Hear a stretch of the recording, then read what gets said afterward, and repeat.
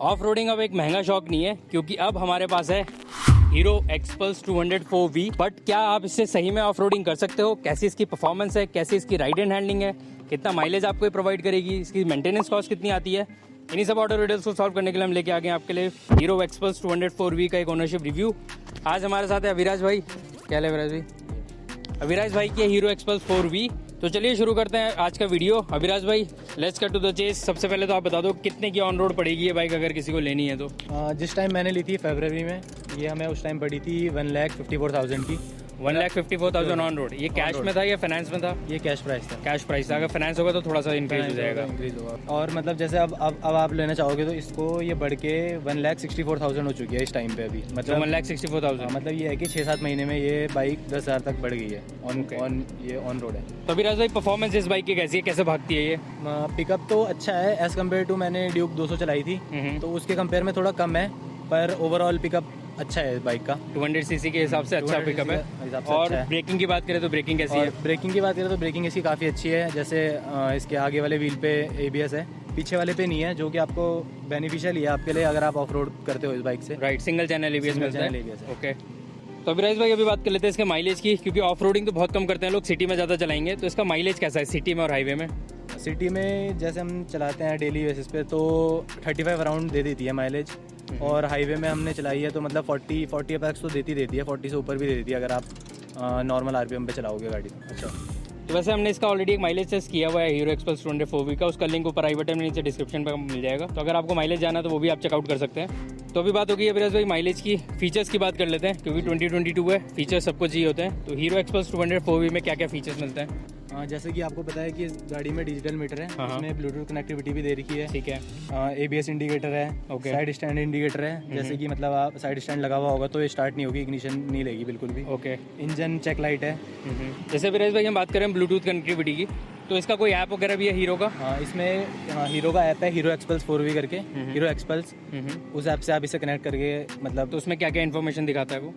Information उस पर यही है, मतलब आप लोकेशन डालोगे अपनी, आपको जिस लोकेशन पे जाना है तो वो उसकी डायरेक्शन देता है आपको, मतलब एरो से डायरेक्शन देता है। और लेफ्ट मुड़ना, राइट मुड़ना, यहाँ पे आपको दिख जाएगा। बाकी इसमें 2 ट्रिप है, ट्रिप 1 ट्रिप 2, और आप इसमें एवरेज भी देख सकते हो, कितना टाइम आप चले हो उसके हिसाब से एवरेज दिखाएगा। ठीक है। और इसमें गियर पोजीशन इंडिकेटर भी है। ठीक है। वो आपको बताता है, और RPM वगैरह का सब कुछ डिजिटली है इसमें। तो मतलब फीचर लोडेड मिलती है आपको पूरी की पूरी हीरो एक्सपल्स। सर्विस इंडिकेटर भी है इसमें। तो अविराज भाई, इसकी बिल्ड क्वालिटी कैसे? क्योंकि एक ऑफ रोडर बाइक है, तो ऑफ रोडर बाइक की अगर बिल्ड क्वालिटी अच्छी नहीं होगी, अगर आप उसमें ऑफ रोडिंग करोगे तो आवाज करने लगेगी पूरी। ऐसा कोई इशू तो नहीं आता इस बाइक में? नहीं, बिल्ड क्वालिटी इसकी अच्छी है, इशू भी अभी तक मैंने ऐसा कुछ नोटिस नहीं किया है, मतलब ओवरऑल बढ़िया है। बस आप देख सकते हो, मैंने इसकी पीछे की टेल जिसमें नंबर प्लेट लगती है वो हटाई थी। ओके। तो इसके जो यहाँ पे कुछ नट्स हैं, ये बस कुछ आवाज करता है इसमें। अच्छा। ये जो चीज़ है ऑफ रोडिंग पे, मतलब ये कुछ आवाज करता है, बाकी ओवरऑल इसमें कोई आवाज नहीं है गाड़ी में ऑफ रोड। तो if you don't mind Aviraj भाई, ये आपने हटाया क्यों था?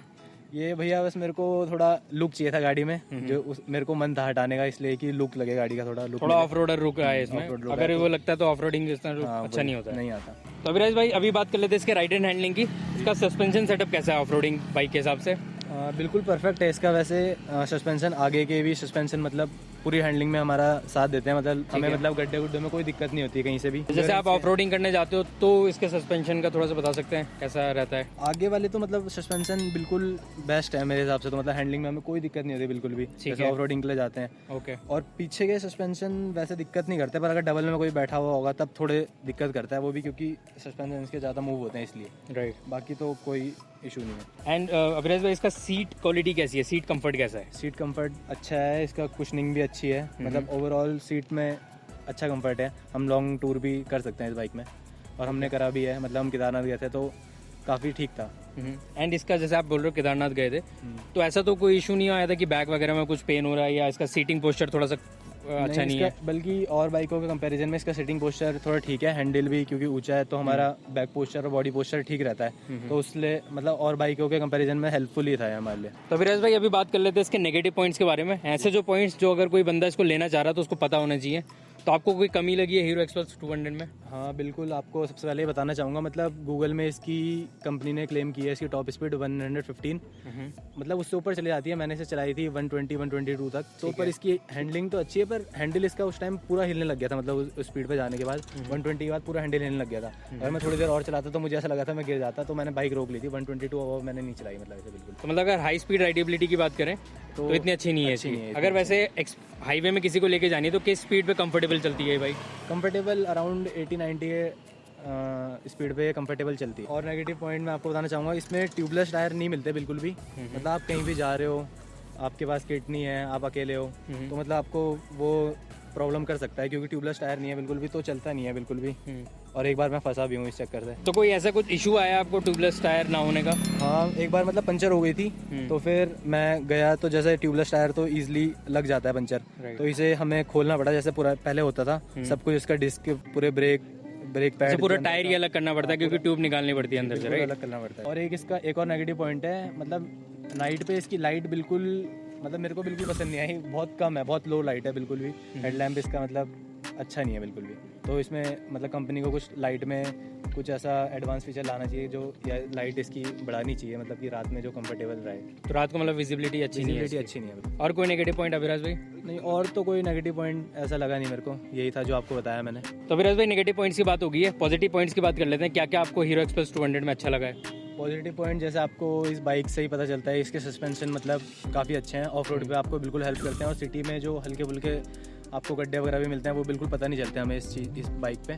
ठीक है। और दूसरी बात, इसमें हाई माउंटेड साइलेंसर दे रखा है कंपनी ने, जो कि हमें बेनिफिट देता है। आप इसे कहीं पानी कीचड़ में मतलब ले आ सकते हो, काफ़ी लेवल तक, इसके हाफ टायर तक तो ले आ ही सकते हो आप बिल्कुल। मतलब अगर आप ऑफ रोडिंग कर रहे हो, नदी भी क्रॉस करनी है तो भी कोई इशू नहीं है? कोई इशू नहीं है, मतलब कि आपकी गाड़ी पानी, साइलेंसर में पानी भर के गाड़ी ऑफ हो जाए, ऐसा इशू नहीं है। और इसमें एक और चीज़ अच्छी है, हाई ग्राउंड क्लियरेंस होने के बाद इसमें ये प्लेट दे रखी है जो कि हमारा साइलेंसर पाइप वगैरह डैमेज होने से बचाती है। और एक और बात, इसमें किक स्टार्टर हमें मिला है, किक मिली है हमें, जो कि आपका कहीं सेल्फ वगैरह में प्रॉब्लम आती है तो आप किक स्टार्ट कर सकते हो, जो कि अब नॉर्मली बाइकों में नहीं मिल रहा है। राइट। जैसे कि मैंने पहले बताया था आपको, ब्रेकिंग इसकी काफ़ी अच्छी है। आगे वाले टायर पे ABS मिलेगा आपको, पीछे वाले पे नहीं मिलेगा, जो कि आपको बेनिफिट भी देता है ऑफ रोडिंग के लिए। और एक और चीज़ मैं आपको बताना चाहूँगा, जैसे as compare to XPulse 4V और एक्सपल्स 2V में, 2V में हमें जो एयर कूलेंट रेडिएटर मिलता था वो काफ़ी छोटा था, तो हीटिंग इशू प्रॉब्लम आती थी पहले लॉन्ग टूर में। और 4V में इन्होंने इसी को मतलब डबल साइज़ का कर दिया, तो हीटिंग इशू नहीं आता अब इस बाइक में। ओके, तो अभिराज भाई इसकी मेंटेनेंस की बात कर लेते हैं, क्योंकि जब बाइक चलाओगे तो उसको मेंटेन भी करनी पड़ेगी। तो मेंटेनेंस कॉस्ट कितनी आती है इसकी? मेंटेनेंस मतलब जब हमने ली थी, मैंने फरवरी में ली थी बाइक, तो उस टाइम इसकी मेंटेनेंस कॉस्ट थी, जो फ्री सर्विस थी, वो अराउंड 1100 थी। ठीक है। और अभी ये बढ़कर, मतलब इसका इंजन ऑयल वगैरह उन्होंने बताया कुछ महंगा हुआ, तो बढ़कर ये अब 1600 हो चुका है। 16-17 इसका चले जाता है, 1600 to 1700 बिल। मतलब सीधे 500 रुपये बढ़ गए 5-6 महीनों में। वो भी फ्री सर्विस पे है। ओके। जबकि पेड सर्विस होगी फिर तो इसके मतलब लगा लो 400-500 रुपये और ऊपर बढ़ जाएंगी, मतलब 2000 अराउंड चली जाएगी सर्विस। मतलब 2000 एक सर्विस की कॉस्ट आएगी, पेड सर्विस की कॉस्ट। और कितने टाइम में होती है इसकी सर्विस? एक सर्विस 2 to 3 मंथ तो हो जाती है, 2 से 3 महीने पे सर्विस होती है इसकी। मतलब साल भर में यह है कि चार सर्विस हो गई आपकी, 4 से 5 सर्विस, तो 8 से 10 हज़ार रुपये तो आपके मेंटेनेंस पे जा रहे हैं इस गाड़ी पे, एज़ कम्पेयर टू और गाड़ियाँ, मतलब 200 cc की जो और गाड़ियाँ हैं उनकी कॉस्ट फिर भी कम है इससे। अगर बात करें कार की, तो एक कार की सर्विस अराउंड 5 से 6 हज़ार रुपये में हो जाती है, तो उससे भी आपको इसकी थोड़ी सी महंगी पड़ रही है।